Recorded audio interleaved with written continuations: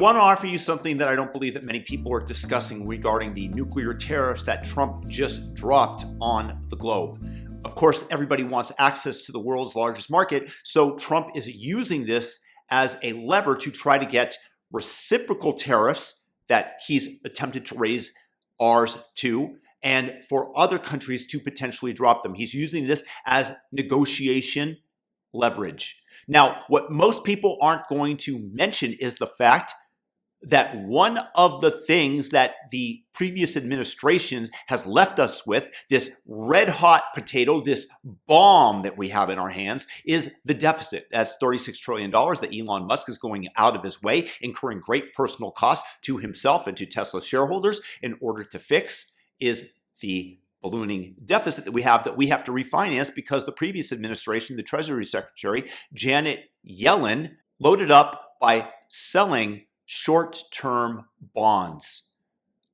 At that time, it would have been ideal to sell off massive amounts of long-term bonds at lower interest rates that would have given us far greater flexibility than we currently have. This is the position that our current administration has been unfortunately left with.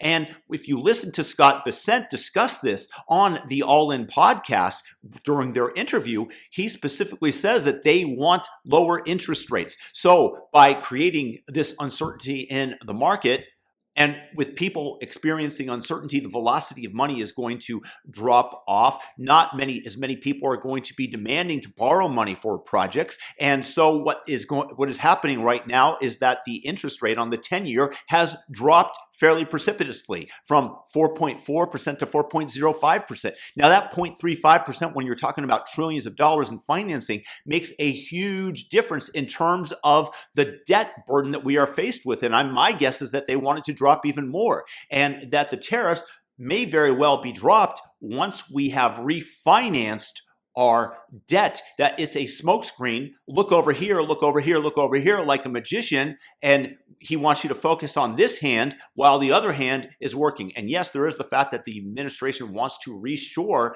various important and strategic industries like the manufacture of steel, antibiotics, medicines, etc., chips, semiconductors, I mean. All of this they want to reshore because you cannot be reliant on your enemy to supply them. Just look at what happened during COVID when China was hoarding the PPP equipment for themselves rather than shipping out to the United States. We have to be self-sufficient. It can't be a total globalist order because your adversaries are not to be trusted. So there is that. He is trying to better the American worker by making them competitive with other countries by at least leveling out the tariffs so that we can compete, as I might have mentioned before, with 200% tariffs that Canada imposes on U.S. dairy producers. Why should the American farmer be barred from exporting to Canada, whereas they can compete in our market? That becomes the question, and that's where you want fair trade. Free trade, that is truly free trade, but all the rest of the world is going into great consternation because they've been holding the U.S. producers hostage to their markets, but not in reverse. So there's a big hullabaloo about that. But nevertheless, please don't forget the fact that the interest rates on the long-term bonds have dropped, and that is going to allow Scott Bessent and the Treasury to refinance the debt far more cheaply, and that is a big reason why these tariffs are being enacted. And I don't know why the rest of the media isn't talking about this. So if I brought you any value, please thumb up the video right now and share the video. And if you're new and you like what I have to say, please feel free to subscribe. God bless. Peace out.